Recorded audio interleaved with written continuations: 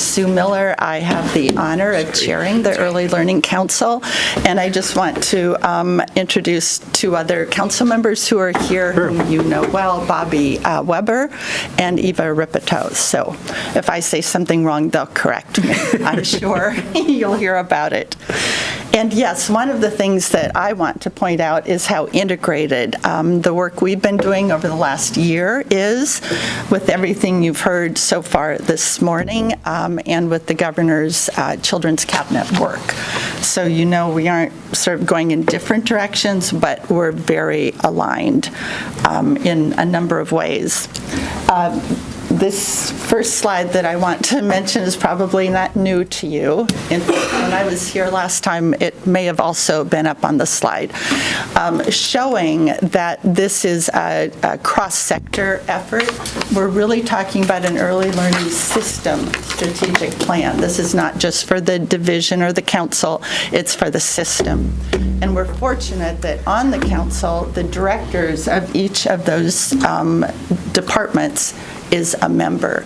So we have those cross-sector conversations, and one thing we've learned in our strategic planning process, and this will be no surprise to all of you, especially Representative Kenny Geyer, housing is absolutely a critical element, and if we were putting this leaf, this tulip, whatever this flower is together now, we would have a housing sector sitting there as well. Margaret Salazar has been a wonderful presenter for the council.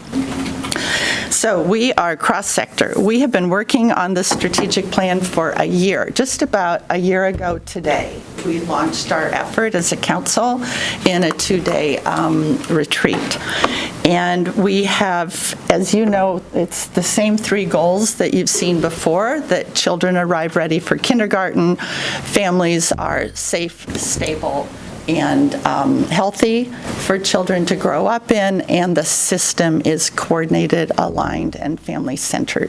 So those are constants really set by many of you 5 years ago.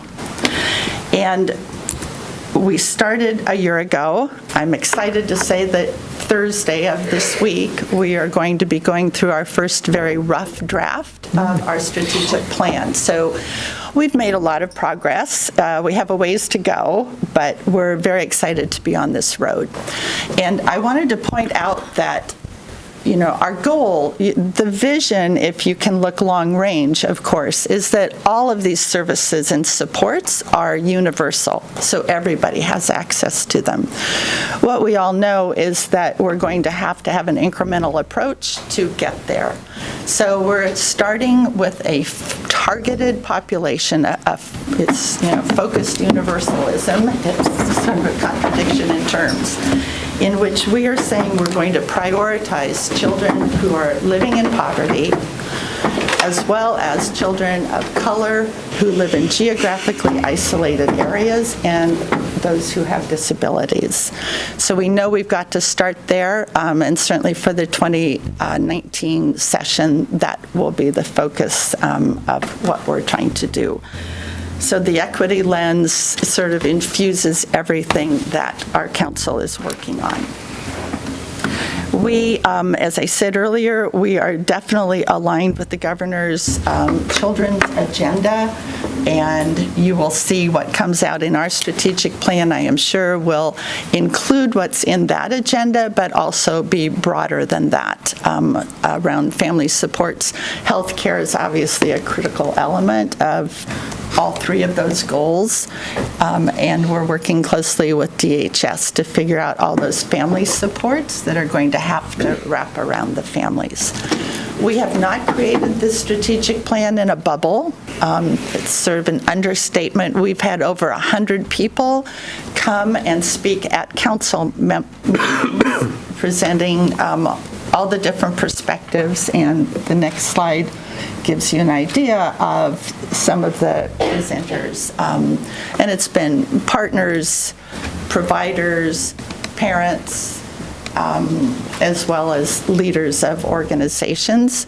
And we've always had an equity focus at these meetings as well to make sure that we have representatives from some of the culturally specific organizations that are providing services for children and families. So, and I really have to thank Alyssa, who will introduce herself in a minute, for taking the lead in this engagement that we've done, and it's been statewide. So we feel very strongly that we are going to be presenting a plan to all of you in December, so in time for your session, that is going to represent the feelings and the interests and the knowledge of people throughout the state of Oregon.